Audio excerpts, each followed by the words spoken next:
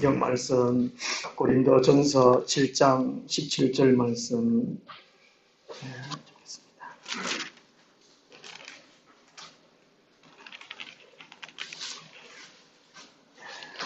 신약성경 271페이지입니다.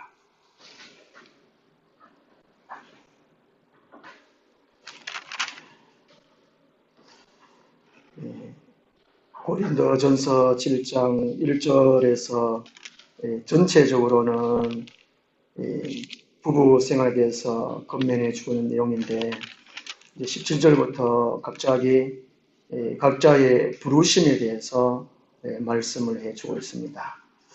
이것은 그리스도인의 삶 전체에서 어떻게 부르심을 받았고 어떻게 살아야 할 것을 말씀해 주시는 내용입니다. 20절에서 24절까지만 20절에서 24절까지만 함께 읽겠습니다. 각 사람은 부르심 받은 그 부르심 그대로 지니라. 내가 종으로 있을 때에 부르심을 받았느냐 염려하지 말라. 그러나 내가 자유롭게 될 수 있거든 그것을 이용하라.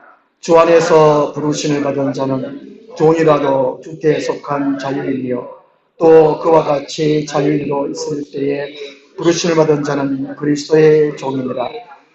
너희는 값으로 사신 것이니 사람들의 종이 되지 말라. 형제들아 너희는 각각 부르심을 받은 그대로 하나님과 함께 가라. 아멘. 오늘은 그 부르심이라는 제목으로 말씀을 드리도록 하겠습니다.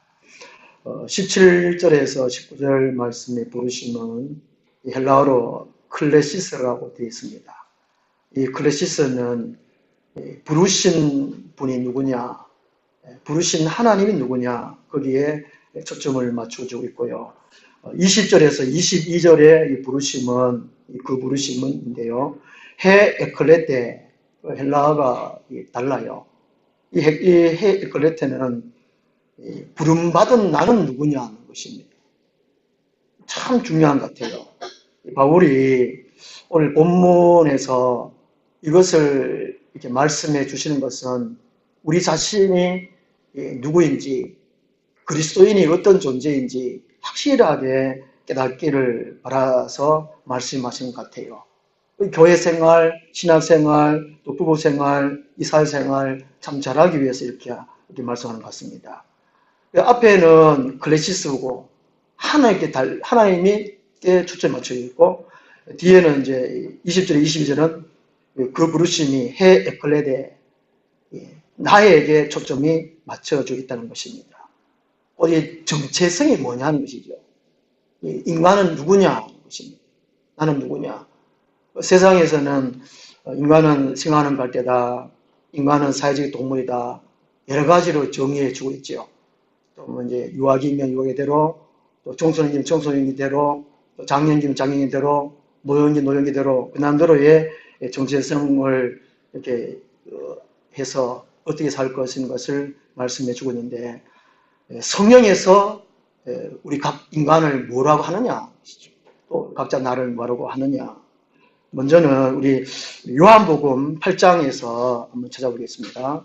예수님은 우리 사람을 누구라고 하느냐는 것입니다. 예수님은 요한복음 8장 14절 말씀입니다. 요한복음 8장 14절 말씀입니다. 예수님이 세상에 오셔서 30살 때에 공생애를 시작하셨습니다. 하나님 나라를 전파하시고 하나님 나라의 사람들이 어떻게 살 것을 가르치시고 치유하시면서 자기 자신에 대해서 증거를 해주셨어요. 나는 생명의 떡이다. 나는 세상의 빛이다. 나는 나다. 이런 식으로 이제 말씀하시면서 하니까 세상 사람들이 물었습니다. 참 궁금하잖아요. 너는 누구냐? 계속 물었습니다. 그래서 이제 요한복음 8장 14절에서 예수께서 대답하여 이르시되 내가 나를 위하여 증언하여도 내 증언이 참되니 나는 내가 어디서 오며 어디로 가는 것을 알거니와 너희는 내가 어디서 오며 어디로 가는 것을 알지 못하느니라 말씀해 주셨어요. 그리고 이제 15절부터 계속적으로 말씀해 주시는데 너희는 모른다는 것이죠. 너희는 너희는 어디서 와서 어디로 가는 것을 모르고 23절 말씀 보면요. 요한복음 8장 23절에 예수께서 이르시되 너희는 아래에서 났고 나는 위에서 났으며 너희는 이 세상에 속하였고 나는 이 세상에 속하지 아니하였느니라 라고 말씀하고 있고요. 24절 보면은 이제 너희는 죄 가운데 죽는다는 것이죠. 21절에도 이제 너희가 죄 가운데 죽고 이 죄라는 것은 어두움, 아무것도 모르는 것을 말합니다. 그 인간이 무엇하는 걸 잘 모른다는 것이지요. 영적 세계도 모르고 인간 존재도 모르고 눈에 보이는 물질 세계도 모르고 그냥 죄 가운데 살다가 죄 가운데 죽는다는 것이지요. 예수님은 너희들은 아래서 났다는 것이지요. 예수님은 위에서 났고 또 위로 가신다는 거. 예수님은 어디서 오고 왜 살고 어디로 돌아가는 것을 분명히 알았습니다. 인간은 죄인된 존재라는 것이죠. 죄 가운데 죽을 존재라는 것입니다. 그래서 예수님은 이렇게 인간을 이제 정의해 주면서 정체성을 말씀해 주면서 요한복음 6장에서는 나를 먹으라 그러죠. 나의 살을 먹어라. 나의 피를 마셔라. 그러면 살리라. 영원히 살리라 말씀하십니다. 너희 안에 내가 없으면 너희는 죽는다. 죽을 것이다. 그 계속적으로 말씀하고 있죠. 그 8장, 9장, 또 12장 쭉 보면은 내 안에 거하라. 그죠? 또 15장에 포도만 비유하면서 내 안에 거하라. 내 안에 붙어 있어라. 또 계명을 지켜라. 이제 이 사람이라는 것은 죄 가운데에 죽을 존재라는 것입니다. 예수님은 계속적으로 이제 자기를 믿고 자기를 먹고 자기와 더불어 교제하고 나누어야 영원히 살 수 있다는 이런 것으로 인간을 정의해 주십니다. 다시 고린도서 7장으로 와가지고요.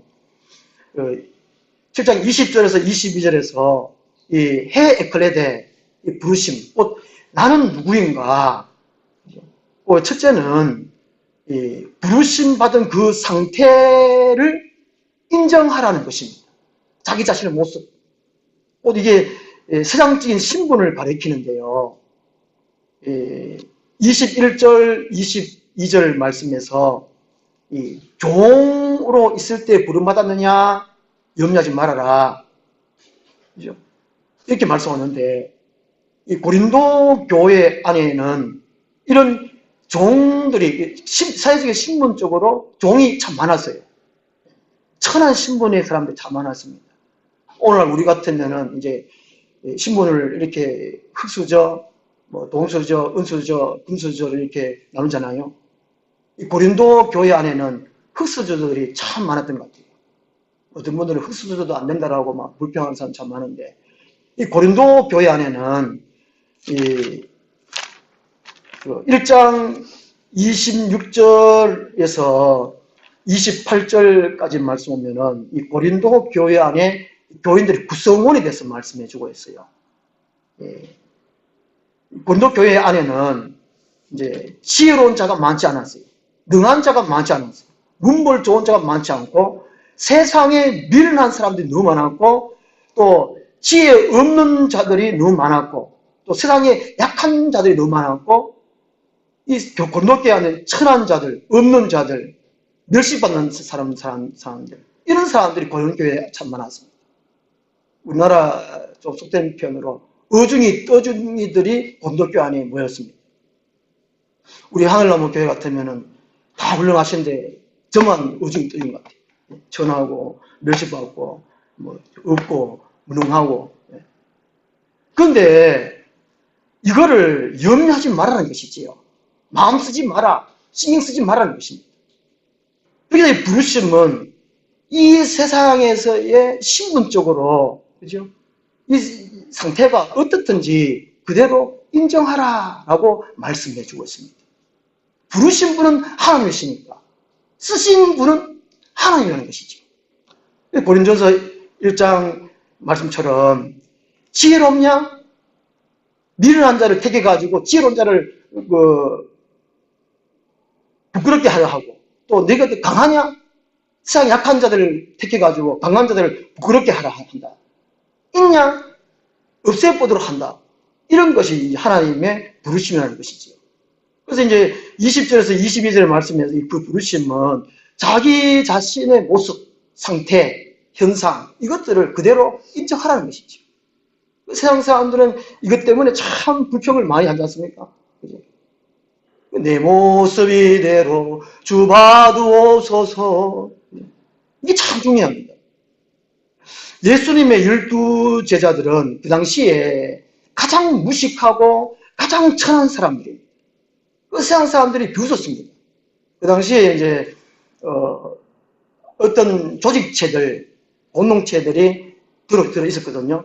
SNF파, 뭐 사두개파, 바리새파 파가 이렇게 있었어요. 예수님도 그 자기 원하는 사람들을 12명을 불러 모았습니다. 이제 예수님 데리고 다니니까 예수님은 조폭 두목이고 다른 사람들 다 조폭 같고 그런 식이거든요.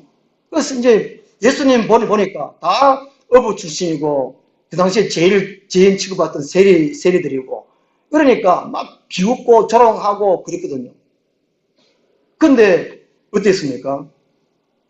예수님과 3년 동안 훈련받고 나중에 승연받고 이 12명이 가장 참 천하고 못난 이 사람들이 세계 대륙을 변화시켰다는 것이지요. 그 중동 지역, 유럽, 아프리카, 그죠? 그 교회를 전도하고 교회를 세우고 많은 사람들을 하나님 사람으로 변화시키는 놀라운 일을 한 사람들이 예수님의 12제자라는 것이죠. 가장 천한 사람들. 그 요즘에 한국교회가 어떤 사람이 이렇게 말합니다만은 한국교회 막 몇만 명 되고 몇천 명 돼도 자기 가정도 하나 변화시키지 못한다고 그렇게 말하죠.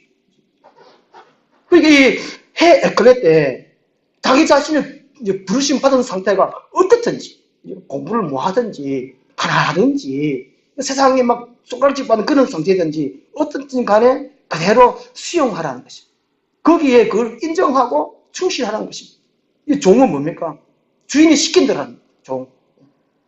오락하면 가야 되고 마당 쓰러 가면 마당 써야 되고 주인이 마당 쓰려고 마당 써야 마당 쓰러 가는데 아씨 오늘 날이 더운데 좀 있겠다가는 맞아 죽거나 아마 나머지 팔려가거나 하고 날라겠죠.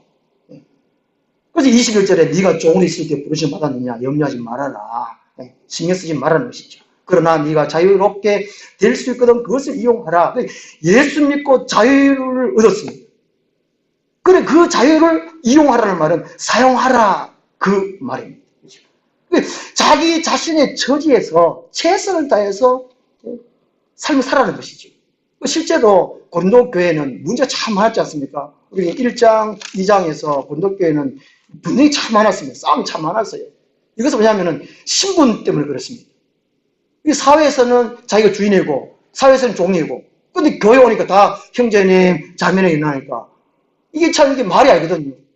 교회 안에서 막 시기하고 또 무시하고 이 좋은 주제에 예수 믿었다고 형제 그래주니까 막 기어오르고 막 이 교회가 참 나뉘었다는 것이죠.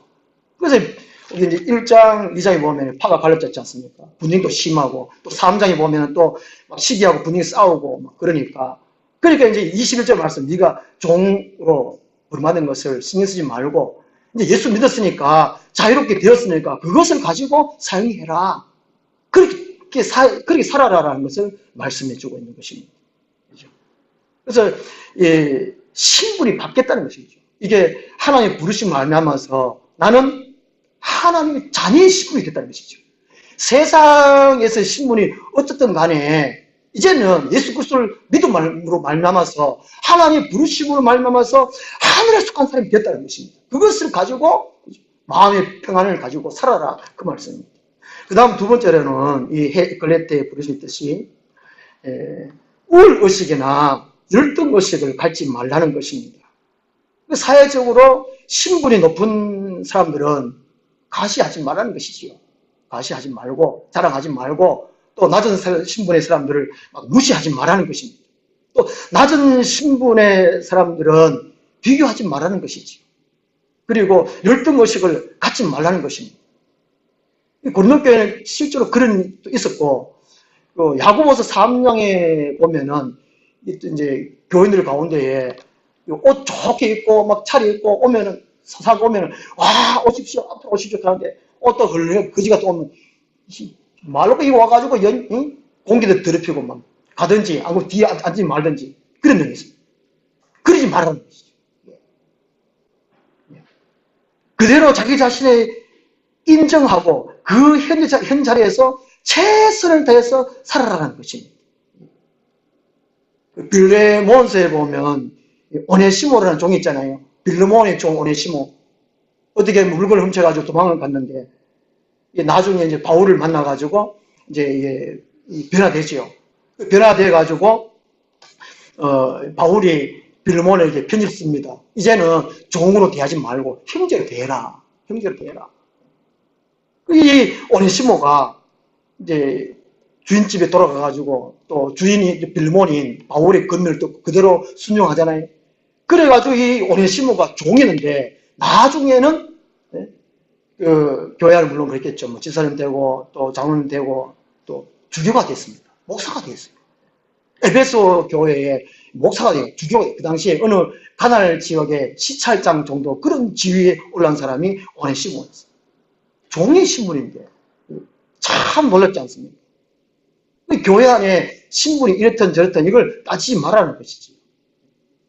제가 군대에 있을 때에 39사단 사장이 있을 때 사장장이 별 2개 그분이 예수 믿고 또 부사장장님이 또 예수 믿고 그래가지고 오면 주일날 되면은 제일 앞에 이제 별, 그 다음에 대령, 중령, 뭉아이, 그 다음에 이제 그죠 대위 쪽에 있고 그 다음에 그래서 야, 보기 안 좋아요, 보기 안 좋아요. 이쪽에 제가 이제 부대에 가니까, 이제 대장님이나, 막, 이게 또, 뭐, 이렇게, 그 대위들이나, 그 상관없이 길 감고 하는 모습 볼 때 참 보기 좋았는데. 이게 사회의 신분이, 교회 안의 신분이 그게 아니라는 것이지. 사회에서 부자가 교회 안에 부자가 아니라는 것입니다. 사회에서 1등이 교회 안에 1등이 아니라는 것이죠. 그거를 인정하라는 것이지요. 어떤 뭐 이렇게 말을 하던데요. 이제 회사에 가가지고 이제 자기보다 높은 이제 부장이 뭐 김양 뭐 커피 타와 그러면 내가 뭐 이 회사에 뭐 부장님 커피 타라고 뭐 이거 뭐 일하러 왔는 줄 압니까? 회사에 일하러 갔지. 당신 손 없습니까? 타 먹으라고. 그랬다 하는데 아주 속 시원하던데 그게 뭐지 그거 뭐고 주일날 저녁에 하는 게 뭐죠? 이틀 하는 거. 개콘. 그것도 좀 이렇게 우화시켜가지고 그런 코너 있지 않습니까? 하는데. 그게 참 맞는 것 같아요. 이 회사에서도 그 사회생활도 분명해요. 요즘 갑질 하잖아요. 가진 자들이. 이 성경에서는 그러지 말라는 것이죠. 갑질하지 말라는 것입니다. 있다고 자고하지 말라는 것입니다. 이게 사장은 사장대로 자기 역할만 하면 되고, 이제 직원은 직원대로 자기 역할만 하면 되고, 그대로 하라는 것입니다. 그걸 인정하라는 것이죠. 그래서 이게 해에 걸려되는 우월의식이나 열등의식을 가질 필요가 없다는 것입니다. 주님 안에서. 내 안에 주님이 계십니다. 당당히 살아가라는 것이죠. 그 다음에 이 부르심, 해에 걸려되는 세 번째로, 이 궁극적으로 주님의 종된 삶을 살아가라 하는 그런 뜻이라고 합니다. 22절 하반절에 보면은요, 그리스도의 종이라 라고 말씀하고 있어요. 사람의 종이 아니라는 것이죠. 그리스도의 종이라는 것입니다. 다시 말하면 이것은 이제는 하나님 나라의 통치 안에서 새로운 질서가 되었기 때문에 새로운 질서 안에서 살아가라 그 뜻입니다. 얼마나 감사한 일입니까? 서울의 큰 교회, 우리 교단인데 큰 교회 그 교회에 군 장성들이 참 많대요. 실제로 이제 군에 복무하는 장성도 있고 예비역 장성도 좀 많고. 근데 그 교회 장성 별달 그분들은 일일이 화장실 청소하고 또 뭐 이게 주차 안내하고 그리고 다 한대요. 창피한 일이 아니라는 것이죠. 이 군대에서 소령만 하나만 달아도 괜찮거든요. 소령 하나만 달아도 대위만 달아도 당번 있잖아요. 대장만 돼도 당번이 있어요. 죽고 다 하잖아요. 자기 할 일도 사소한 일을 다 챙겨 다 합니다. 이게 별 같으면 이거는 참 꿈만 같은 자리거든요. 어마어마한 이 권력이라고요. 힘이라고요. 근데 교회 안에서 그런 것을 다 내려놔. 그 교회 목사님이 그 붕괴하면서 그걸 또 간증하시고 또 그걸 자랑을 하시는데, 야, 부럽더라고. 찬송 이런 장면 있잖아요. 460장. 뜻없이 무릎 꿇는 그 복종 아니요. 그게 사회적으로 생각하면 벼알이, 참 누구한테 벼알이 걸리고 자존심 상하고 그렇지만 주님 안에 있다는 것이죠. 하나님의 통치를 받는 새로운 질서라는 것입니다. 이것이 교회 안이라. 세상의 세계의 질서와는 어마어마한 엄청난 다른 것이죠. 교회 안의 질서, 하나님 나라의 질서, 이것을 말하는 것입니다. 에클레데. 그런 식으로 살아가라는 것입니다. 그 다음에 23절, 24절에서의 이 부르심은 또 다르게 또 말씀해 주고 있는데요. 이 부르심 받은 사람은 변화된 삶을 살아야 한다는 것입니다.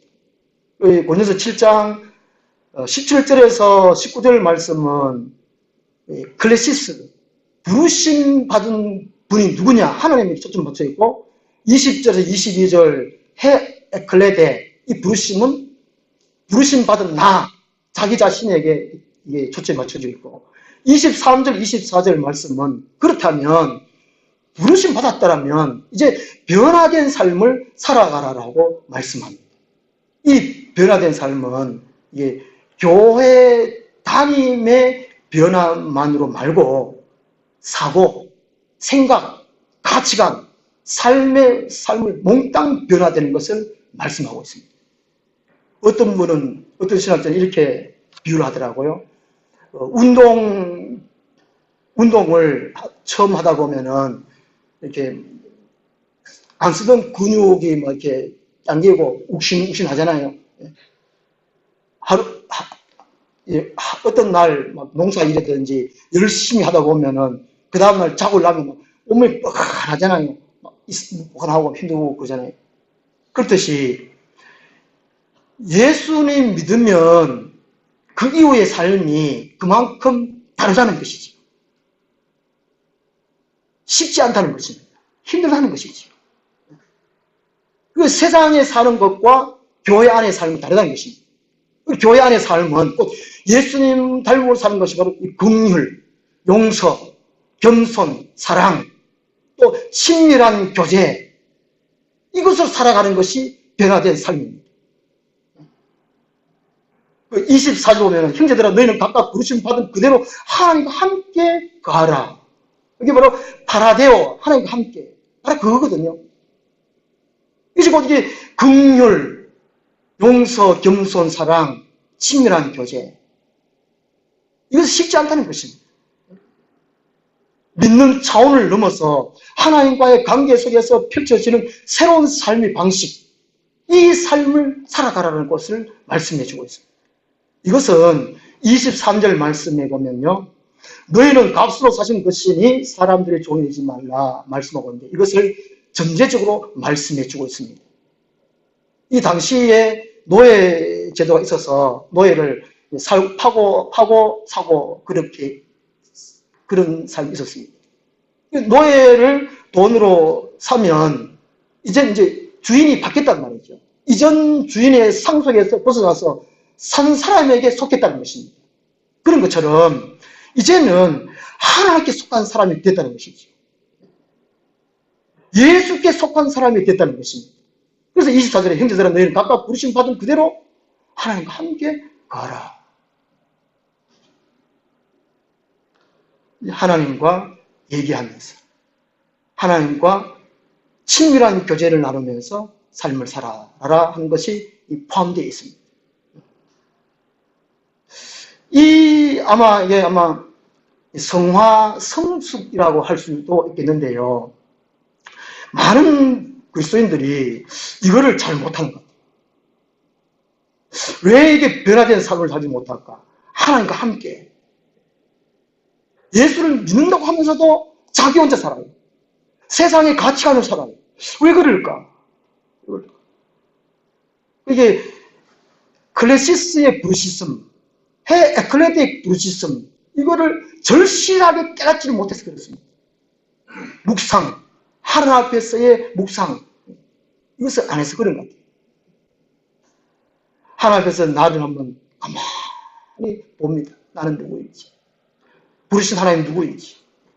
그러니까 이게 클래시스를 통과하고, 에클레틱 통과하고, 그 다음에 하나님과 함께 살 수 있다는 것이죠. 긍휼. 이 어렵습니다. 이 긍휼이라는 단어는, 플랑크니 마조이, 플랑크니 조마이, 옛날에 인간의 감정의 중심이 창자에 있었다고 합니다. 창자에. 창자가 뒷보여서 아픈 상태, 이게 긍휼이라고 합니다. 다른 사람의 형편을 그죠? 마음으로 이해하고 또 그 처지에 가보는 것, 이것이 긍휼이라고 합니다. 세상에서는 전부 다 거의 다가 자기 입장에서 생각하잖아요. 자기 입장에서 생각하니까 긍휼이 안 됩니다. 이게 용서가 안 됩니다. 이해가 안 됩니다. 하나님은 긍휼의 하나님이십니다. 이게 바로 하나님과 함께 간다는 말이 그 말이거든요. 이 긍휼이라는 것은 상대방의 그 마음, 또 삶의 태도, 모습, 어쨌든 간에 그대로 이해해주는 거, 아파하는 거, 내가 아파하는 거, 긍휼한 마음. 창자가 뒷골에서 얼마나 아픈 거, 그것이 긍휼이라는 것이죠. 하나님과 함께 가라 하는 그런 말이라고 합니다. 어떤 사람이 건강이 안 좋아서 외출도 잘 못하고 또 자기 자신의 처지도 참 비관스럽기도 하고 한번 기도를 간절히 했다고 합니다. 고린도 후서 12장에 보면 사도 바울도 몸이 아프고 너무 힘들어서 하나님께 3번이나 간절히 기도한 내용이 있지 않습니까? 그랬더니만 하나님께서 네 은혜가 네게 족하도다 하는 그렇게 말씀하셨는데, 네가 약할 때에 나의 능력이 네게 있게 하려 함이라 말씀하셨고, 그래서 이 사람이 하나님께 간절히 기도했답니다. 하나님 너무 아파요. 또 너무 외로워요. 노조 살기 너무 힘들어요. 그랬더니만 하나님께서 이제 말씀해 주시더랍니다. 너를 내 곁에 두게 하려 함이라. 너를 내 곁에 두게 하려 함이라. 만약에 건강하다면 막 돌아다닐 거 아니에요. 돈이 많다면 돈 쓰려고 막 돌아다닐 거 아니에요. 하나님을 찾지 않는다는 것입니다. 하나님을 부르지 않는다는 것이지. 고난이 내게 유익이라는 건 시편의 말씀처럼 내가 고난이 있다면 그것이 하나님께서 하나님 곁에 두기 위함이라는 것입니다. 하나님 부르신다는 것이죠. 이거를. 그대로 또 몸이 또 아프면 하나님한테 기도하고 응답 받으면 됩니다. 하나님이 내 곁에 두게 하랍니다. 너하고 얘기하고 싶어. 근데 너는 왜 자꾸 세상으로 가니? 그런 말이죠. 그래서 이 부르심은 하나님과 함께 거하기 위함이라는 것입니다. 요즘 이 구독사가 많이 있던데요. 연세 드신 분들 혼자 독거 노인들이 구독사를 참 많이 하는데 요즘은 이 젊은이들이 이 구독사를 한대요. 자살을 다른 말로 표현하면 구독사라고 하긴 한다는데 어떤 40대 여성이 소방서에 전화해 신고했답니다. 와주라고. 큰일 났다고 와주라고. 그래 가보니까 혼자 술 먹고 소파에 누워가지고 너무 외로워서 신고했다고. 뉴스에 보셨죠? 요즘은 부부가 같이 살아도 외로운 사람 너무 많아요. 요즘 이게 대중 속의 고독이라는 말이 있듯이 참 말할 사람이 없어요. 결혼할 때 얘기하려고 결혼했지만은 남편, 아내 말 제대로 안 하잖아요. 거의. 말하는 건 참 드물 것 같아요. 요즘. 주님은 오라는 것이죠. 얘기하려고 부르셨다는 것입니다. 하나님과 함께 주와 같이 길 가는 것 즐거운 일 아닌가. 하나님의 부르심만 제대로 깨달으면 참 재밌습니다. 참 즐거워요. 참 행복해요. 하나님이 왜 이 7장에서 왜 이렇게 부르심을 갑자기 말씀하시냐는 것이죠. 1장에서 분파에 대해서 또 책망하시다가 또 2, 3장에서 영적인 사람, 육신의 사람, 육에 속한 사람, 또 3장에서는 교회 분쟁에서 말씀하다가 또 4장에서 교회 안에 일꾼 이런 그런 거 말씀하시다가 그죠? 또 5장에도 음행 얘기하다가 또 7장, 6장에서는 또 세상 법정 가는 이야기 그런 이야기 하다가 왜 이렇게 할까? 이 부르심, 클레시스, 클레테, 하나님과 함께 파라데오. 이 의미를 제대로 깨달아가는 것입니다.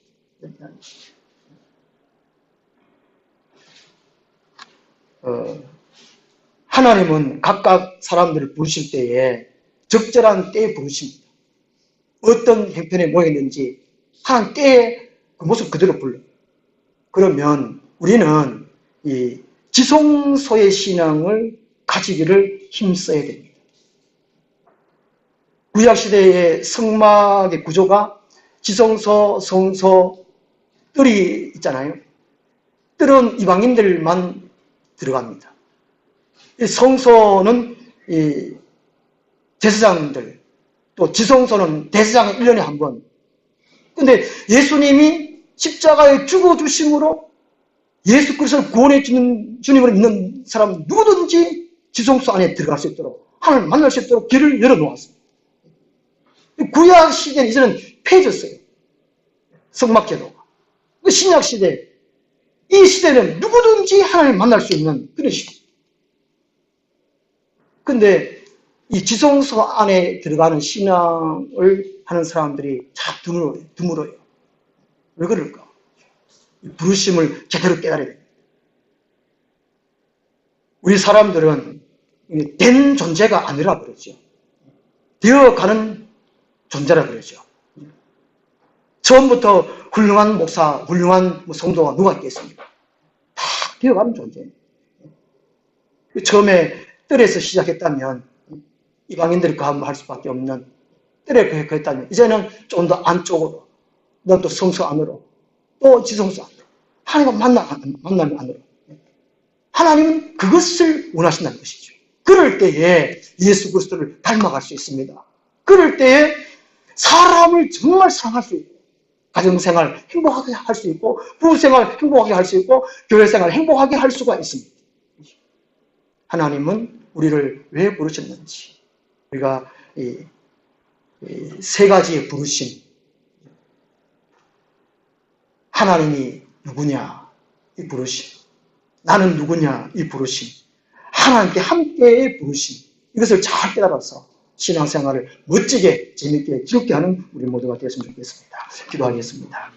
하나님 아버지, 어두운 가운데 제 가운데 구별해 주셔서 하나님의 귀한 자녀로 삼아주시며 감사합니다. 이 부르심이 각각 다르게 다른 뜻으로 말씀해 주셨습니다. 하나님, 이 부르심을 잘 깨달아서 하나님 앞에 칭찬 듣는, 또 알곡으로 융그러져 가는 귀한 성도가 다 되게 하여 주시옵소서. 좋은 교회, 행복한 교회, 좋은 가정, 행복한 가정, 좋은 사회, 행복한 사회 다 되게 하여 주옵소서. 예수님 이름으로 감사하며 기도드리옵나이다. 아멘. 찬송가 536장.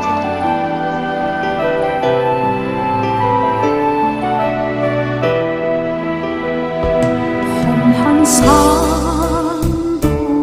나는 괜찮소, 바다 끝이라도 나는 괜찮소.